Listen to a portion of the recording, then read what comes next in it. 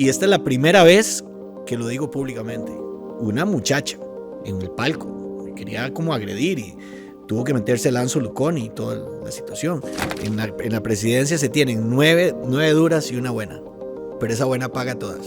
Se pegó y después el club llamó y dijo: retiren eso, se acabó el caso, no vamos más con ellos. Saludos suscriptores de Nación.com y de Revista Dominical. Es un gusto saludarlos nuevamente en la entrevista del domingo. Les saluda Roger Bolaños, periodista de la Revista Dominical, y el día de hoy tenemos una entrevista con una persona que durante muchos años fue presidente de la Federación Costarricense de Fútbol, pero antes de eso además fue directivo en el Santos de Guápiles y actualmente forma parte del cuerpo directivo de la FIFA, de la Federación Internacional de Fútbol Asociado. Así que es un placer tener en la entrevista del domingo a don Rodolfo Villalobos. Muchas gracias. Muchas gracias, Roger, por la invitación y la verdad un gusto, encantado de estar aquí ya después de un tiempo, volver a los micrófonos con muchísimo gusto. Es un placer tenerlo aquí, don Rodolfo. De hecho, para empezar, como mencionaba hace unos segundos, usted es una persona que empezó en el Santos de Guápiles, pero que usted de formación es ingeniero civil. Entonces, me gustaría consultarle cómo es que un ingeniero civil termina siendo directivo de FIFA. Sí, es una pregunta que me han hecho muchas veces y bueno, yo creo que todo se fue dando, no fue algo planificado, no fue algo que se buscó. Creo que el hecho más bien de ser ingeniero civil es lo que me lleva al fútbol. Yo trabajaba en Guápiles en una compañía bananera, era el gerente de ingeniería de Caribana, se llamaba, y en el año 99, cuando el Santos de Guápiles está en la etapa final para jugar el ascenso contra Liberia, en esos últimos partidos, semifinal y final, los dueños de Grupo Colono son muy amigos y prácticamente José Alberto Castillo iba a ser el presidente del Santos si el Santos ascendía. Inclusive yo los acompañé en el último juego en Liberia, aquel juego fatídico donde explotó un carro, donde hubo gases lacrimógenos. Fue un partido realmente para el olvido. Tuvimos que salir, quitarnos la camisa, salir corriendo, montarnos en un bus clandestinamente para buscar salir a salvo. Y bueno, ahí comenzó la historia. El equipo asciende a la primera división ese día y a partir de ese momento, tanto José Alberto Castillo como Carlos López, lo tengo muy claro y lo recuerdo muy bien, me piden que había que remodelar el Estadio Val Rodríguez, siendo yo ingeniero civil. Y teniendo ellos una muy buena relación con los dueños de la compañía con la que yo trabajaba, hablaron con José Alberto y con Jackie y Richard para que yo pudiera hacerme cargo de la remodelación del estadio. Ellos estuvieron de acuerdo y ahí es donde nace el vínculo mío profesionalmente como ingeniero civil con el Santos. Fue un trabajo que claramente, y lo repito, fue de forma gratuita. Las veces que intervine en el estadio fue de forma gratuita. Y al estar involucrado ya en la remodelación del estadio, en la construcción de una gradería, en la demolición de otras, la compañía con la que yo trabajaba se iba a convertir y se convirtió en patrocinadora del equipo. Y era más ayuda que otra cosa porque exportábamos banano y no teníamos ninguna necesidad o presencia de publicidad en el país. Y a partir de ahí me pidieron que si quería formar parte de la nueva junta directiva. Y ingresé como vocal 5. En agosto o septiembre del 99 y ahí es donde comienza la historia. Pero casualmente es por ser ingeniero civil que se da la vinculación con el equipo a través de la remodelación del estadio. Y en menos de 5 años ya era presidente del Santos de Guápiles, ¿verdad? Bueno, yo tengo la costumbre y los que me conocen saben que yo no llego a sentarme como un adorno a ningún lado. Soy inquieto, me gusta trabajar, me gusta aportar. Me empecé a involucrar con el equipo, le tomé un cariño enorme, el esfuerzo que estaba haciendo todos los patrocinadores el equipo tuvo sus 2 o 3 primeros años del Santos, fueron maravillosos. De hecho fuimos subcampeones en el año creo que 2002. Me involucré, empecé a negociar contratos de jugadores y a pesar de que era vocal, me empecé a involucrar muchísimo. Y en el 2004, una mañana de domingo, lo recuerdo clarísimo, me invitó Castillo a desayunar a la casa de él ahí en la colonia con Carlos López también, y ahí me informaron que ellos deseaban que a partir de 2-3 semanas yo tomara la presidencia del equipo. que ya había estado suficientemente involucrado, que tenía ya un liderazgo dentro de la junta directiva y que me iban a dar los montos de los patrocinios y que no llamara a nadie, que tenía que ajustarlo a ese presupuesto, y pues conformé un equipo de trabajo. Y, por cierto, llevé de vicepresidente al doctor Arias, que después fue 13 años presidente.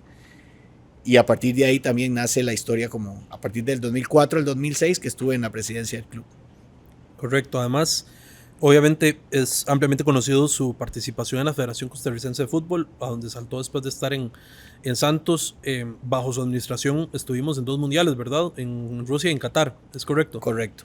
Entonces, obviamente usted es una persona que siempre estuvo bajo la luz mediática en ese sentido, pero en 2023, en agosto, usted decidió no postularse para reelección, si estoy en lo correcto, a la presidencia. ¿Cómo fue eso? ¿Usted decidió no hacerlo? ¿Cómo fue que se gestó esa decisión y esa salida de la federación?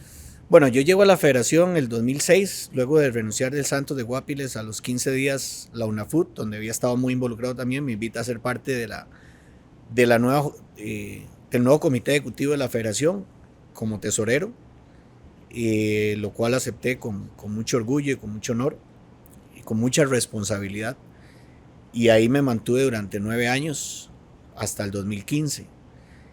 Y efectivamente en el 2015 pues asumo la presidencia en un momento sumamente difícil, con una credibilidad prácticamente por los suelos, y logramos levantar la federación, logramos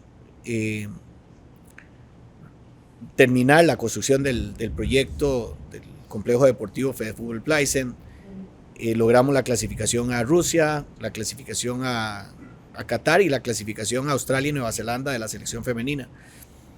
Y efectivamente fueron 8 años muy, muy difíciles, a pesar de que se clasificó a los mundiales mayores, a pesar de que las finanzas estaban estables, a pesar de que se invirtió en el proyecto, se hizo una cancha adicional, se construyó el gimnasio, se construyó los camerinos de selección masculina, los camerinos de selección femenina, el estadio Fútbol Playa.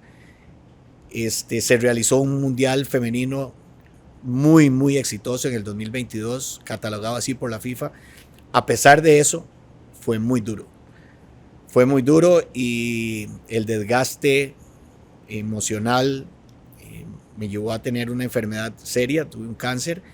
En el 2023, a principios, tuve una recaída también. Era muy estresante. La situación política estaba muy difícil.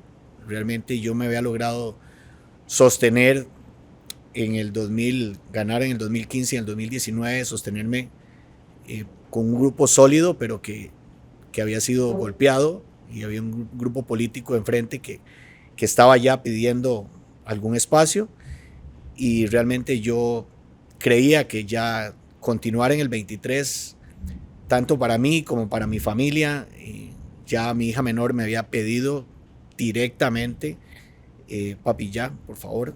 Mi mamá estaba muy afectada, sobre todo los últimos 8 meses después del Mundial de Qatar. Fueron meses para mí los más difíciles.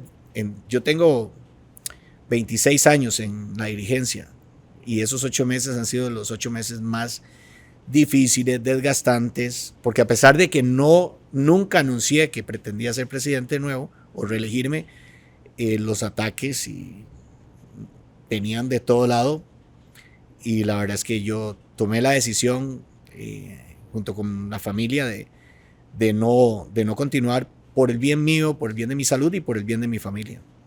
¿Cómo se dio ese paso hacia la FIFA? ¿Usted ya ocupaba algún cargo en FIFA antes de dejar la Fedfútbol, o fue después que tuvo esa oferta? ¿Cómo fue ese ínterin?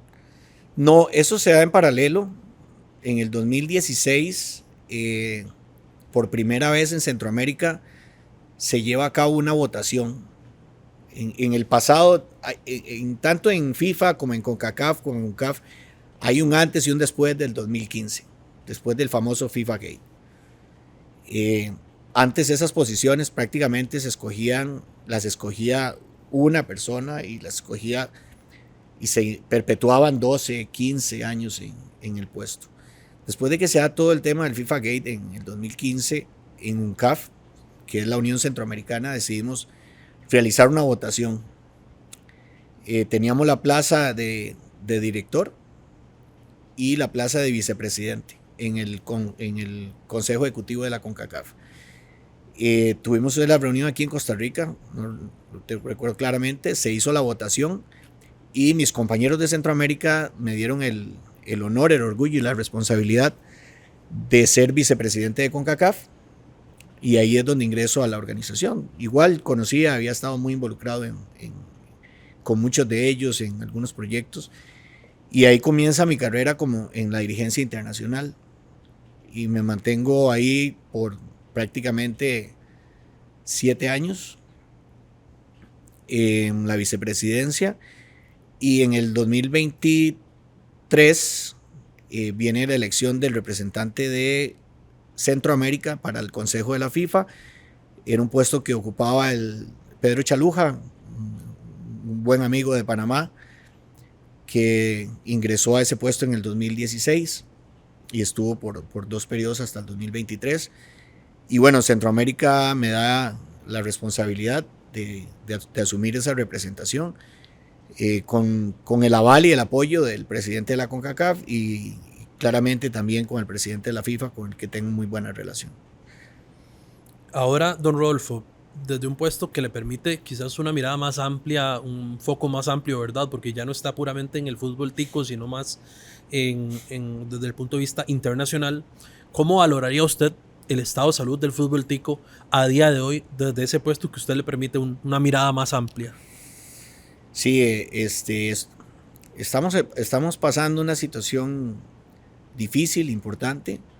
Creo que Osael está asumiéndolo con mucha responsabilidad.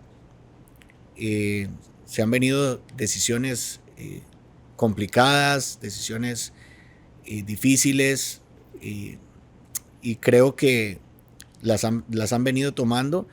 Y desde afuera nosotros claramente lo que apoyamos es apoyamos a la federación en el cumplimiento de las reglas, de los estatutos, en el cumplimiento de que todas esas normas que la FIFA ha establecido y que están establecidas en Costa Rica se cumplan, y en la medida en que la federación haga valer y cumpla con los reglamentos de la forma correcta, nosotros desde afuera, tanto la CONCACAF como la FIFA, vamos a estar apoyando esas decisiones, ¿verdad? Esperando y velando que todo salga de la mejor manera, pero sí hay situaciones complejas, pero que necesitan, y a veces son dolorosas, pero a veces se necesitan tomar decisiones importantes. Costa Rica, ¿usted considera que está creciendo en términos de fútbol? ¿No lo está haciendo? ¿Estamos estancados? ¿Está perdiendo oportunidades? ¿Cuál sería ese diagnóstico? Mire, hay que hacer reformas importantes, y yo desde la posición en la que estoy lo puedo decir. Yo desde el 2016 y hasta el último día que salí de la federación, mis 2 periodos, dije abiertamente que el fútbol de Costa Rica tenía que tener 10 equipos en primera división y 14 en la segunda división, y ojalá 20, 22, 25 en Linafa, para que esas gradas y esas escaleras fueran más fáciles tanto para arriba como para abajo.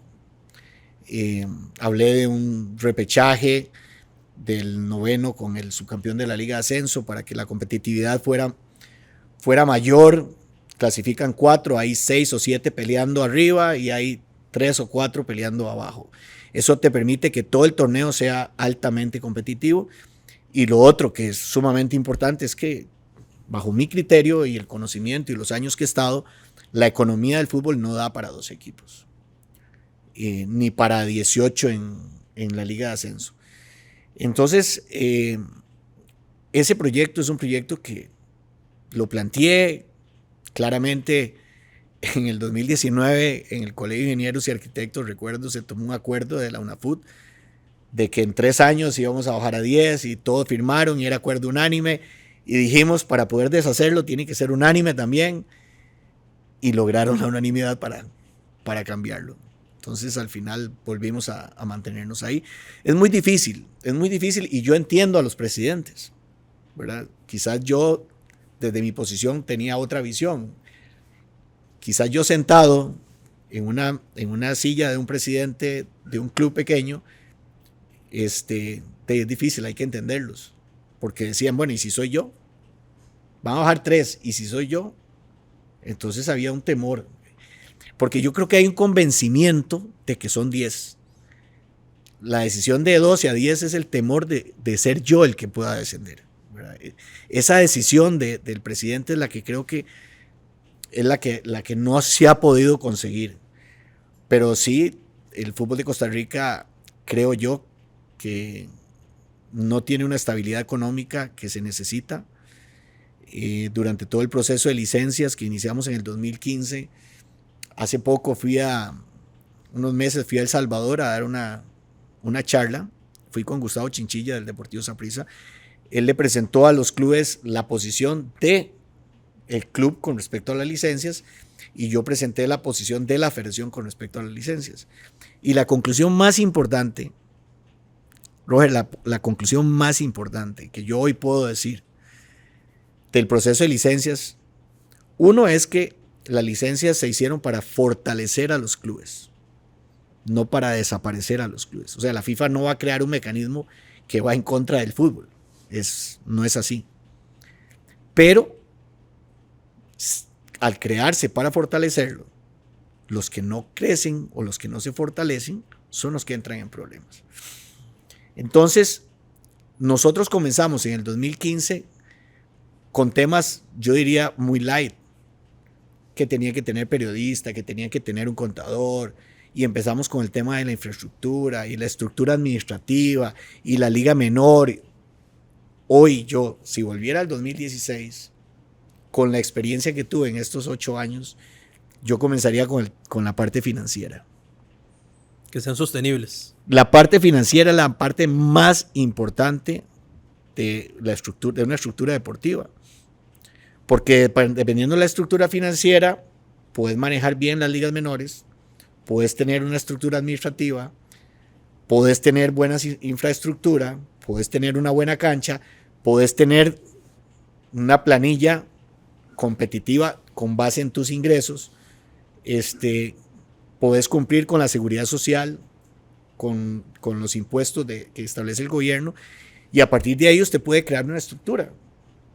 Nosotros, lastimosamente, y lo digo hoy, pero en el 2015 la decisión que pensábamos era la correcta, la parte financiera quedó de última.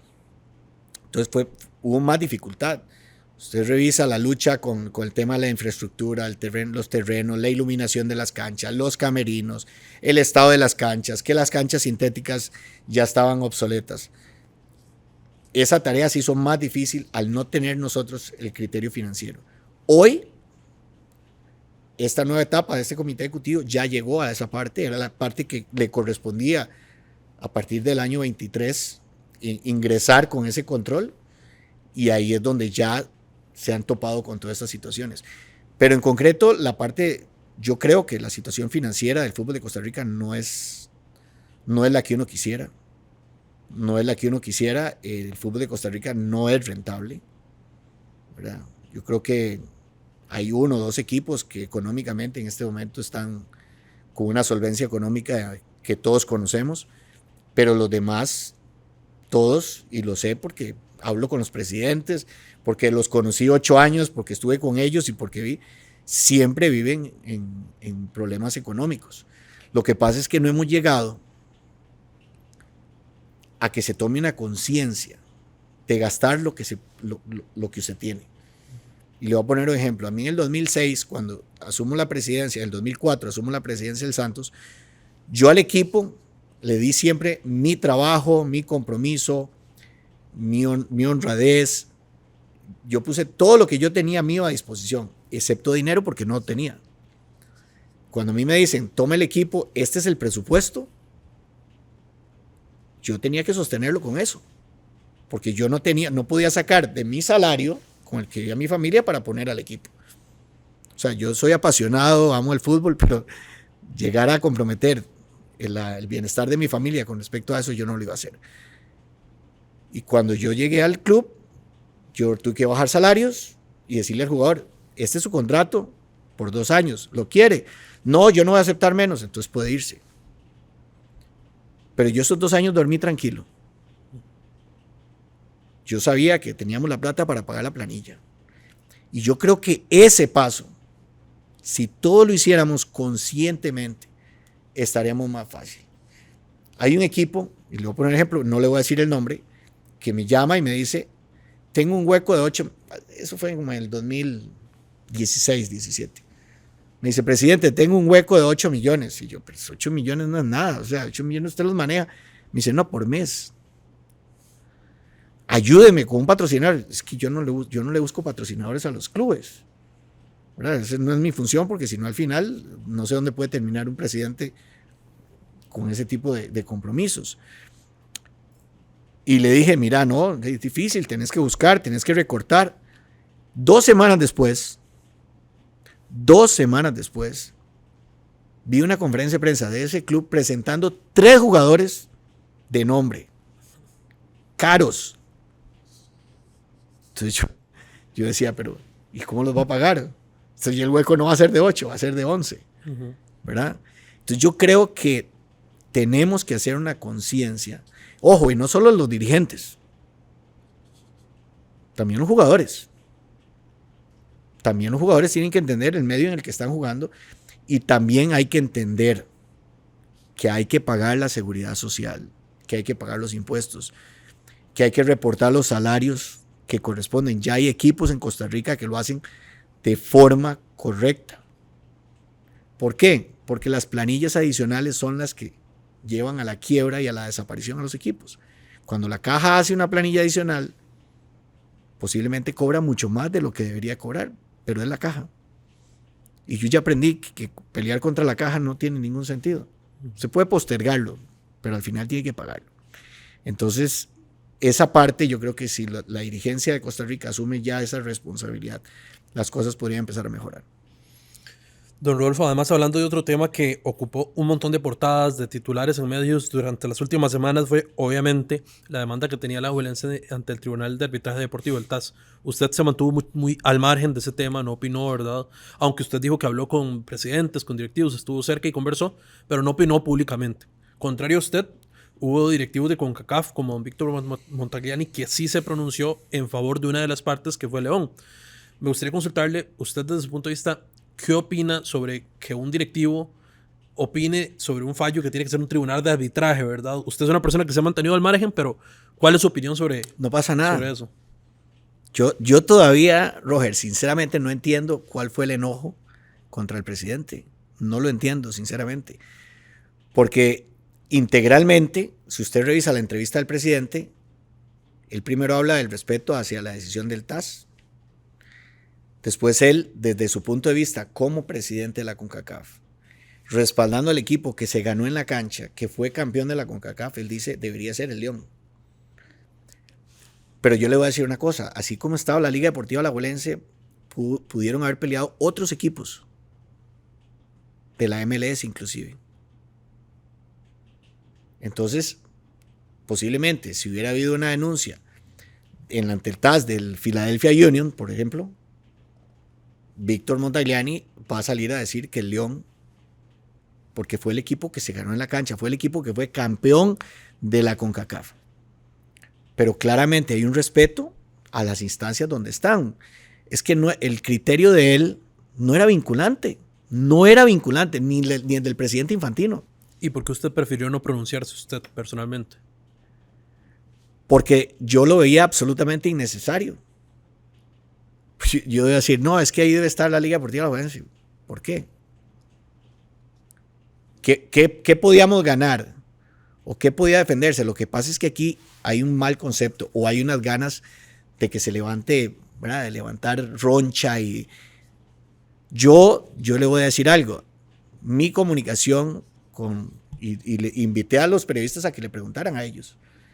Con Joseph, con el cual tengo una gran amistad, más allá de la dirigencia. Lanzo Luconi fue tesorero en el comité ejecutivo mío del 2015 al 2019. Amigo. Ojo, y puedo decir pocos en el fútbol. Amigo. Y Leon Weinstock, que corríamos juntos, entrenamos en la mañana, juntos. Por cierto, es rapidísimo para el que no lo sabe. Leon es un muy buen atleta. Con ellos conversé el día 1. Hablamos de todo esto y nos mantuvimos en contacto a lo largo de todo este tiempo. ¿Qué necesitaba la liga? Alguien que públicamente salga a pegar gritos y a decir yo quiero que... sin ningún argumento legal, yo. O alguien que ellos tuvieran una comunicación directa, fluida, donde pudieran estar más al tanto de lo que está pasando. O sea, yo creo que claramente, si usted lo revisa, a mí no me reclama ni el presidente de la liga, ni la junta directiva de la liga, no, me reclaman algunos liguistas porque crearon una nota de que yo no estaba defendiendo al país. Y yo la verdad es que ni estoy en desacuerdo con que Víctor lo haya hecho, y lo digo así, no estoy en desacuerdo. Él es el presidente de la CONCACAF y él tiene argumentos. ¿Cuál argumento? Que fue el equipo que fue campeón de forma correcta en la CONCACAF. Y él está defendiendo al que fue campeón. Pero también él dice, va a decidirlo el TAS. Y es lo que yo al final les dije, y es lo que dijo el presidente de la FIFA. Y al final de todo esto fue lo que pasó. Además, don Rodolfo, durante el caso de la liga contra el TAS, usted le indicó a Colombia que usted había recibido, le habían tratado, como usted dice, antipatriota, incluso recibió amenazas. ¿Qué tipo de amenazas fue? ¿Cómo fue que lo trataron? ¿Usted, digamos, lo apelaron directamente? Sí, en mensajes de redes sociales directos, privados. Uh-huh. Sí, que yo no voy aquí jamás a usar las palabras que venían en esos mensajes, pero hay que tener mucho cuidado, y en esto yo invito a la prensa a ser más cuidadosa con eso, porque ya hemos visto las pasiones que desborda el fútbol y la forma en que se presentó o la forma en que se quiso interpretar mi silencio público, ¿verdad?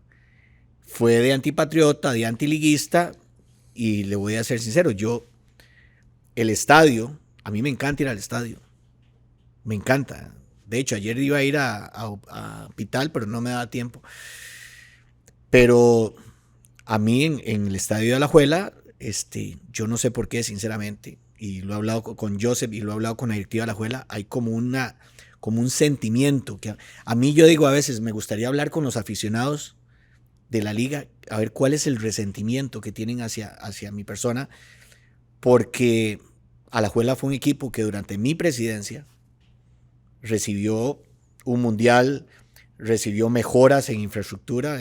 El estadio de Alajuela junto con el Estadio Nacional son las dos únicas canchas híbridas en Costa Rica y en Centroamérica, gracias a que nosotros decidimos que el mundial fuera Alajuela. La infraestructura del estadio se mejoró. Mi relación con Raúl Pinto, con Fernando Campo y con Joseph ha sido muy buena siempre, lo pueden decir cualquiera de los tres. Y hay como un resentimiento extraño que yo no logro entender, sinceramente. Tengo una extraordinaria relación con Brian Ruiz, ahora con Oscar Ramírez, fue técnico que nos llevó a Rusia, con los jugadores de la liga, con la administración de la liga, pero hay como un resentimiento que yo no logro entender. ¿Y usted lo siente en el estadio? Y esta es la primera vez que lo digo públicamente. Sí. ¿Y lo siente en el estadio? Bueno, claro que sí. Sí. Claro que sí. Una vez en una final se levantaron ganando el equipo una muchacha en el palco. Me quería como agredir y tuvo que meterse Lanzo Luconi y toda la situación. Entonces, más bien, lo he hablado con Joseph y le he dicho, Joseph, no sé qué podemos hacer, pero yo creo que ustedes como directivos deberían también de aclararlo, ¿verdad? Entonces, a ese ambiente tan difícil que quizás puedo entender que fue que Juan Carlos Rojas estuvo conmigo en el comité ejecutivo 2015-2019, tal vez por haberle ganado tal vez la elección a un expresidente de la liga como Jorge Hidalgo, con el cual tengo muy buena relación, y trabajé junto con Jorge en los comités ejecutivos donde compartimos igual, o sea, yo con ninguno de ellos he tenido problemas. Entonces, a esa situación que yo no tengo una explicación, usted le suma que yo no quiero apoyar al equipo en el tema eso calentó más, creo, al aficionado o al fanático liguista. y pues recibí en mis redes sociales, a través de mensajes privados, amenazas de antipatriota, antiliguista y una serie de adjetivos que no voy a repetir aquí. Don Rodolfo, además, innegablemente los escándalos de corrupción, como los que usted mencionaba ahora, que Costa Rica se vio también impregnada en 2015 con el famoso FIFA Gate, ¿verdad? En el cual también estuvo implicado el expresidente, su antecesor, don Eduardo Lee. Son escándalos que innegablemente han ensombrecido el fútbol nacional del mundo y de Costa Rica en particular, ¿verdad? Me pregunto, don Rodolfo, ¿es posible rehabilitar la imagen del fútbol, quitarle como ese aura de corrupción que tiene? ¿Cómo se hace eso? ¿Cómo se logra? Bueno, yo le puedo decir que en realidad, por lo menos en los 8 años que yo estuve y en lo que lleva ahorita a OSAEL, la federación ha luchado por eso. No fue fácil, no fue sencillo en el 2015, en agosto, tomar la federación con todo no el problema del ambiente nacional, con todo el ambiente internacional y la falta de credibilidad y todo lo que sucedió alrededor de esto. Pero bueno, yo, la verdad es que la gente que me conoce sabe que soy una persona que me comprometo mucho. Me metí de cabeza junto con un comité ejecutivo que respaldó el trabajo, y rápidamente Costa Rica, en términos de meses, logramos salir del congelamiento que nos tenía la FIFA, y tuvimos una auditoría forense, tuvimos visitas de personeros de la FIFA, establecimos una serie de procedimientos, de compromisos, cambiamos y modificamos un montón de prácticas administrativas, y a partir de ahí la federación empezó a levantarse y rápidamente logramos contratos como el de Scotiabank, que tuvimos que someternos a chequeos de integridad. Yo personalmente tuve que someterme a chequeos de integridad para poder negociar con Scotiabank.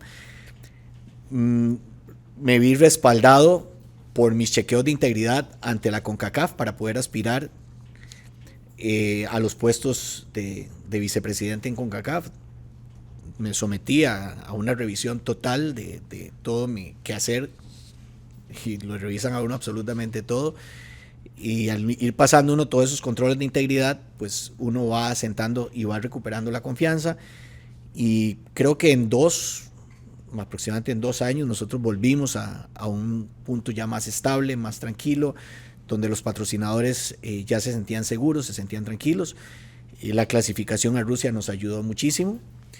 Pero sí, fue un duro golpe a toda escala, a nivel de nacional, a nivel de CONCACAF. Si no hubiésemos tenido Copa América hubiera sido muy difícil. La Copa América del 2016 fue una bocanada de oxígeno para nosotros. Y bueno, creo que la FIFA, tanto la FIFA como la CONCACAF, como la federación, se han tomado decisiones para estructurar y ahora los controles de integridad, los controles para pagos, sobre todo las auditorías. FIFA ahora audita todo, hay que presentar los estados financieros auditados de toda la federación, de todos los dineros que ingresan. Hay muchísimo control con respecto a los dineros que se envían, y eso pues nos da una tranquilidad de que por lo menos ya hay herramientas y mecanismos para estar uno con la tranquilidad de que quien tiene a la par o los trabajos que se están haciendo, que se están aprobando, pues llevan la revisión de todos los mecanismos de control. Don Rodolfo, entrando a un caso particular aquí en Costa Rica que ha sido muy sonado, es el tema obviamente de multipropiedad y además también el tema de corrupción, que se ha conversado mucho mediáticamente en las últimas semanas. De hecho, nuestro compañero de La Nación, Esteban Valverde, publicó el 16 de este mes apenas un reportaje que hablaba de investigaciones de la FIFA sobre aparentes amaños de partidos en el Municipal Turrialba, de que habrían, al parecer, ofrecido $300 a varios jugadores, a cada uno de ellos, para que perdieran un partido, ¿verdad? Por eso es que nos preguntamos, don Rodolfo, si estos casos como este de Turrialba, y como también, por ejemplo, el Santos de Guapiles, que usted fue directivo, ahora también está con problemas de la licencia por el tema de multipropiedad, etcétera. Todo esto es nuevo, ya existía antes. ¿Por qué es que está saliendo ahora? ¿Qué está pasando ahí? Bueno, el tema de la multipropiedad es un tema que no acaba, ¿verdad? Es un tema que tiene que haber una conciencia muy grande, sobre todo en UNAFUT y sobre todo en los equipos, de entender que si estoy en este equipo no me puedo ir a meter a aquel. Yo creo que inclusive a nivel mundial, la FIFA ya vimos, ya hay un precedente donde un equipo pierde la posibilidad de ir a un mundial de clubes, pierde $9 millones por tener un problema de multipropiedad. Y eso nos lleva inclusive a la CONCACAF a analizar todo esto y ahí para abajo. Cuando yo hablaba ahora al principio del tema del control financiero, que es el que se está en esta etapa ahorita que se está controlando, ahí es donde hay que apretar más la tuerca, hay que apretar más el tornillo, y creo que lo que se está dando, y quiero aclararlo nada más, no lo conozco de lleno, pero el tema de Santos no es un tema de multipropiedad, y entiendo que el tema de Guanacasteca tampoco es un tema de multipropiedad, es un tema de la parte financiera, del manejo de la parte financiera. El tema de la multipropiedad nosotros lo tocamos estando yo de presidente y es muy difícil. Hay gente que se presentan como dueños, pero cuando usted va a la parte accionaria no aparecen. Y usted no puede acusar a alguien porque dice, ¿verdad? Entonces ahí es muy difícil, porque la federación no es el OIJ, ni es la ICD. Yo inclusive firmé un convenio con la ICD buscando el apoyo de la ICD para que cuando llegara un grupo económico de afuera o llegaran, ellos nos ayudaran pero es muy difícil, tampoco se lograba. Entonces, es una lucha que hay que seguir dando. El tema de los amaños es un tema que evidentemente ese sí se metió en Costa Rica en los últimos meses. Había estado dando pinceladas, nosotros tuvimos un par de alertas, pero nadie se atrevió a hablar, no hubo pruebas, fueron alertas nada más. Pero yo creo que el nivel de descaro al que se ha llegado ahorita es grande, ¿verdad? Ya este tema lo conocí por los medios de Turrialba. Eso está en manos, y quiero aclararlo, no está en manos de la FIFA. Está en manos del oficial de integridad de Costa Rica. Y quiero aclarar algo que es importante porque se ha usado mucho para manosear el tema de que nos van a castigar y que nos van a suspender. El día que la federación deje de cumplir con sus obligaciones a nivel de licencias, a nivel de estudios, de investigaciones de amaño, o deje de sancionar acciones incorrectas hechas, ese día entramos en problemas. Mientras Costa Rica esté legislando de forma correcta, mientras esté aplicando el reglamento de licencias, mientras esté haciendo las investigaciones, el integral de integridad de la FIFA, mientras haga las investigaciones, mientras la comisión disciplinaria de la federación tome las decisiones correctas, Costa Rica no va a tener ningún problema. O sea, pueden haber 2 o 3 amaños. Si son sancionados, si son castigados de la forma en que corresponde, Costa Rica no va a tener problema. Porque se ha usado mucho a decir que la FIFA va a venir y va a suspender porque hay amaños. No. La federación no tiene la culpa, el fútbol de Costa Rica no tiene la culpa. Y aquí entramos a la parte económica. Cuando usted tiene un fútbol tan pobre, por ejemplo, como el que tiene la Liga de Ascenso, y la gente con necesidades, es un nicho, ¿verdad? Donde tienen puede ser muy fértil para este tipo de gente. Entonces, yo creo que hay que hacer un trabajo de prevención muy fuerte, agresivo, a nivel de todos los clubes, no solo de la segunda división, sino de la primera también. Y a los que incumplen, a los que van con eso, pues la federación tendrá que sancionarlos y el comité disciplinario tendrá que tomar las decisiones. ¿Y a usted sí le parece que este es un problema que sí está ya muy, digamos, infiltrado, o que es un problema serio en Costa Rica? Está muy evidente. Sí. Sí, nunca antes había estado tan evidente como en los últimos 5 meses, creo yo, 6 meses. Con varios casos, además. Sí, ¿verdad? sí, y entiendo que el oficial de integridad está está muy ocupado con ese tipo de denuncias. Claro, sin duda. Además, usted ahorita mencionó el tema de que durante su administración tuvieron un tema de multipropiedad también. En aquel caso, según pude leer y documentarme antes de esta entrevista, fue el tema de irrupción financiera y administrativa de Herediano con Grecia y ADG y Guanacasteca, según tengo entendido, ¿verdad? Y pude leer. ¿Por qué en esos casos no hubo revocatorias de licencias? ¿Qué fue lo que pasó ahí? ¿En qué concluyó? Es que el reglamento establece, o sea, el reglamento dice cuál es la sanción en caso de una cosa o de otra. Entonces lo que se hizo fue aplicar el reglamento. Yo sí quiero dejar y manifestar mi satisfacción. Este comité ejecutivo, al entrar ya al análisis de la parte financiera, hizo algunas mejoras y algunas reformas al reglamento de licencias. El reglamento de licencias ha venido evolucionando desde el 2015 hasta hoy, y ha venido sufriendo cambios sugeridos por el mismo comité de licencias, sugeridos por clubes, y se ha venido reformando. ¿Por qué? Porque cuando usted toma una decisión tan fuerte, por ejemplo, de una revocatoria, es porque hay pruebas contundentes de que se infringió una falta cuyo castigo era la revocatoria de licencia. En este caso hubo castigo. ¿Usted podría decir que hubo alguna sanción? ¿En qué quedó? Sí, hubo sanciones a algunos miembros, a algunos directivos, y hubo una suspensión de un miembro del cuerpo técnico de Heredia que estaba era parte de la administración o de la junta directiva de Grecia. Hubo una suspensión de ese, hubo multas, y que era lo que en ese momento el reglamento permitía, pero sí hubo sanciones y sí hubo condenas, me refiero a... ¿Y los reglamentos han mejorado en eso o siguen estando...? Sí, han mejorado. Sí. Los han mejorado. Se ha ido...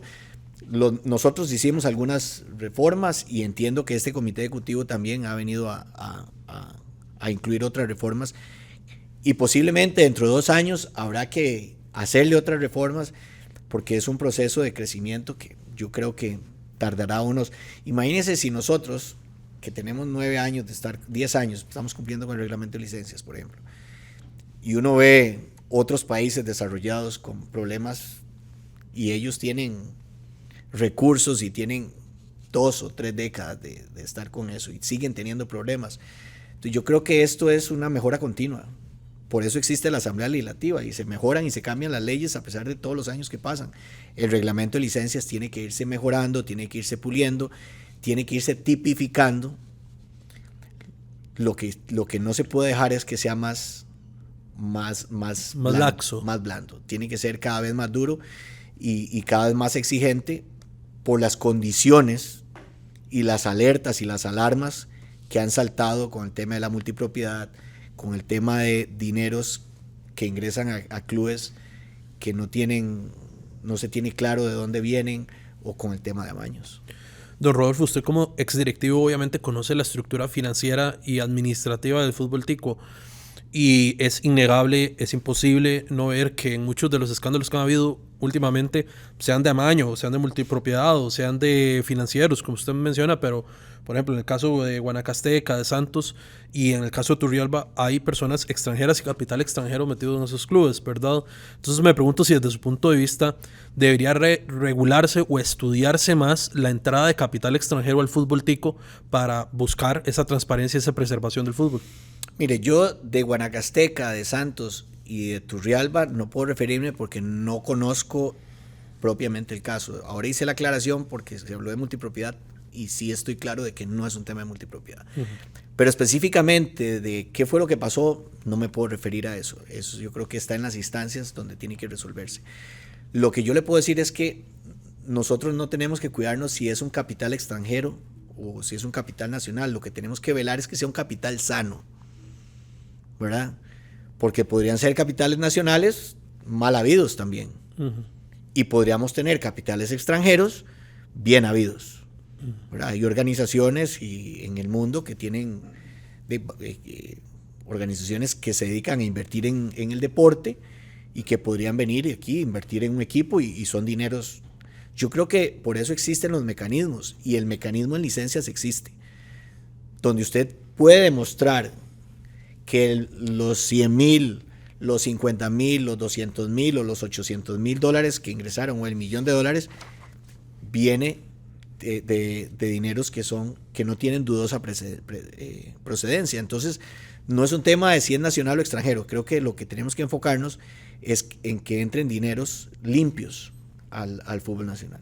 Y debería mejorarse la reglamentación en ese sentido para garantizar esa limpieza de los recursos. No hay que parar nunca. No hay que parar nunca de mejorar los controles. Le voy a decir un ejemplo. Un club que en el 2020, 21, no recuerdo, inició un proceso de licenciamiento para cambio de administración. Porque sí tiene que ser, tienen que presentar el cambio de administración. No es que la administración llega, se instala y pide el cambio, no. La administración continúa y se hace un proceso para que haya donde se presentan todos los documentos de la nueva administración y puede ingresar hasta que licencia lo apruebe.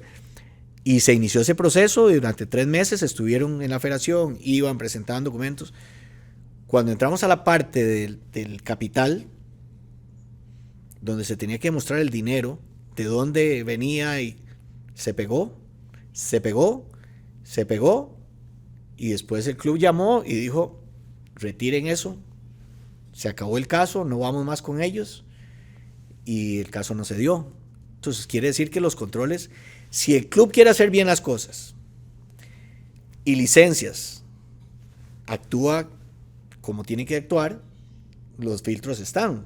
De hecho, y le estoy poniendo un ejemplo, hubo un caso que se paró porque no cumplió con los requisitos.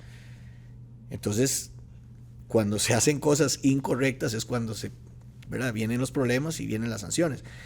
Pero sí tiene que haber una mejora continua de los controles de esas situaciones. Además, don Rodolfo, en este caso, en este torneo que está cerca de terminar ya en fases finales, tuvimos que ver lo que fuera que le entregaran puntos a equipos porque un equipo fue sancionado y no pudo seguir jugando.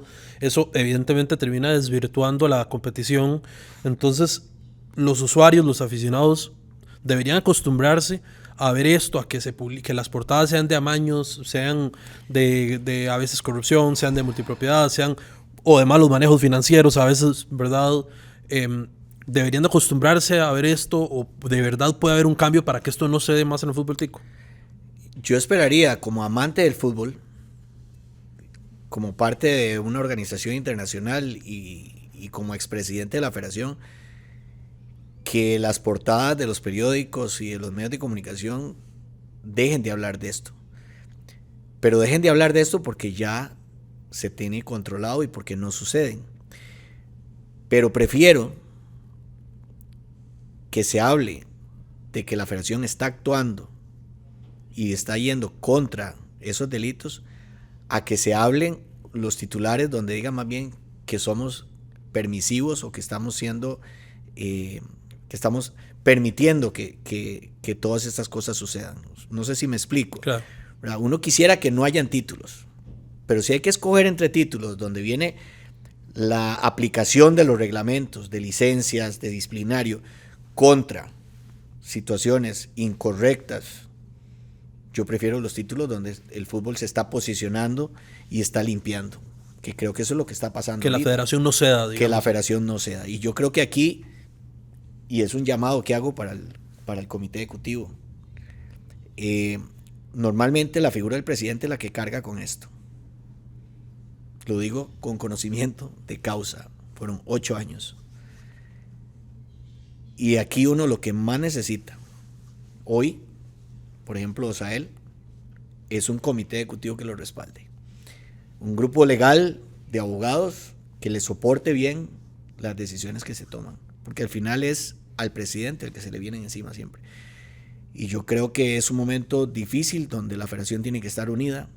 La parte legal, licencias, pero sobre todo el comité ejecutivo dándole soporte al presidente, que es al final sobre el que cae el peso de las decisiones. Don Rodolfo, ¿a usted le duele ver a un equipo con el cual usted innegablemente tiene un vínculo emocional, como es al Santos de Guápiles? ¿Le duele verlo envuelto en este tipo de problemas financieros, de administración? Claro, por supuesto. Y lo he conversado mucho con el doctor Arias, que le duele aún más, le digo. El doctor, un día de esos conversé con él y estaba muy afectado. Pero yo creo que uno cosecha lo que siembra. Y siento que en el fondo el mismo Pocosí, el mismo Guapiles, descuidó el equipo. Al final lo entregaron, ¿verdad? Y yo creo que cuando usted hace todo mal, es imposible que las cosas le salgan bien.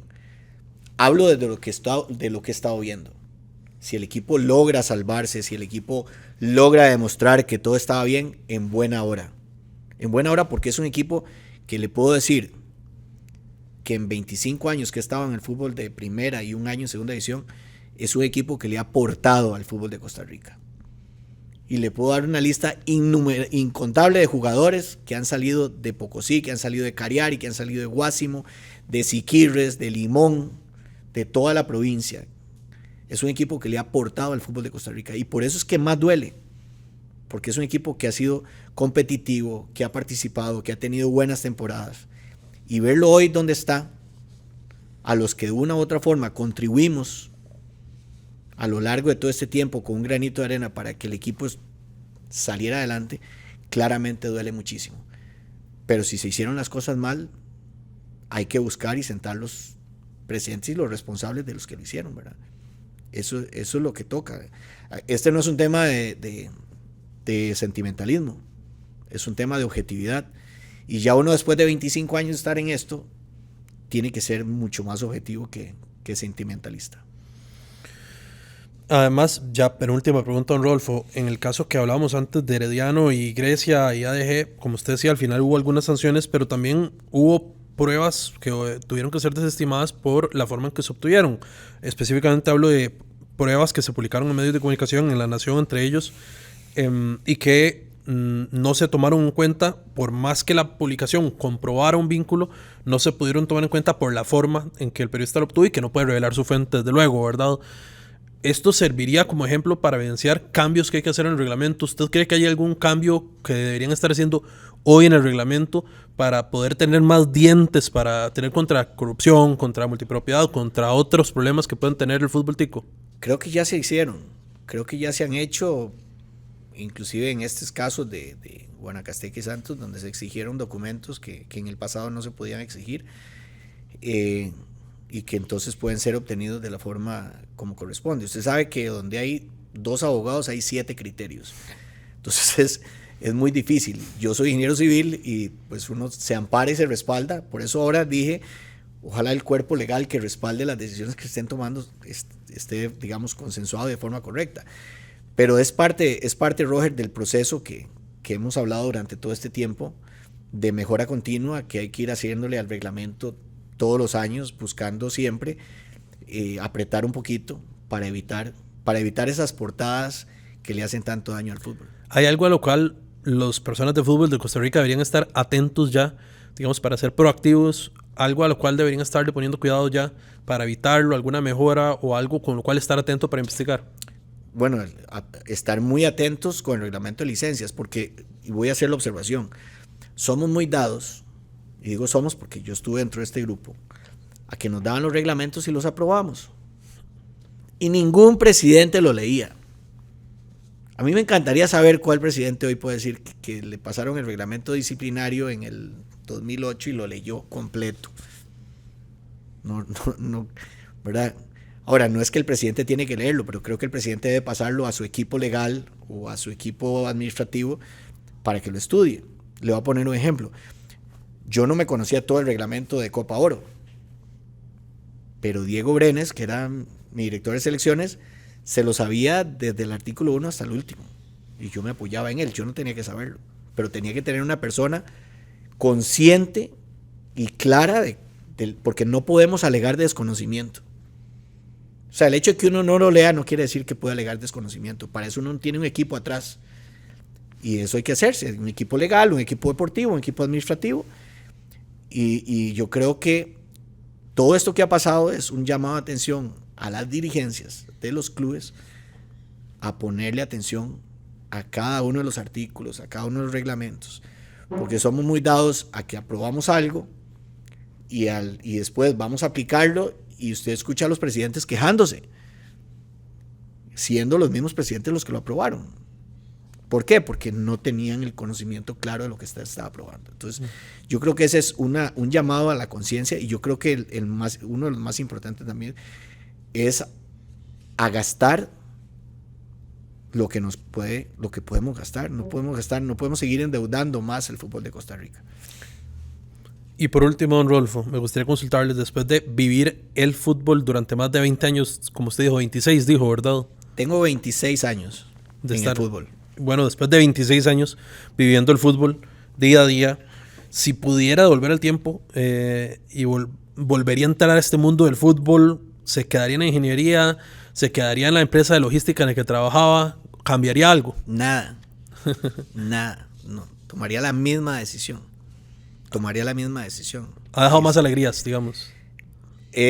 Yo le decía a un amigo, en la presidencia se tienen 9 duras y una buena, pero esa buena paga todas.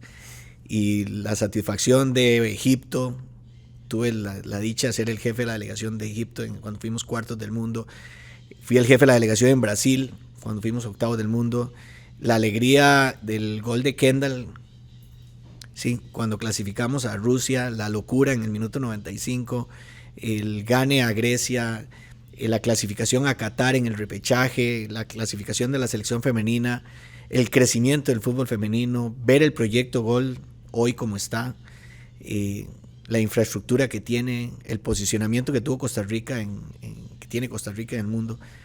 Todas esas cosas, por lo menos a mí, las volvería a repetir, aunque tenga que llevar el palo que significa estar ahí, porque realmente es muy fuerte. Hay que tener la piel muy gruesa, hay que prepararse mucho emocionalmente para poder aguantar, digamos, los vendavales, las tormentas y las rayerías que se vienen encima del presidente.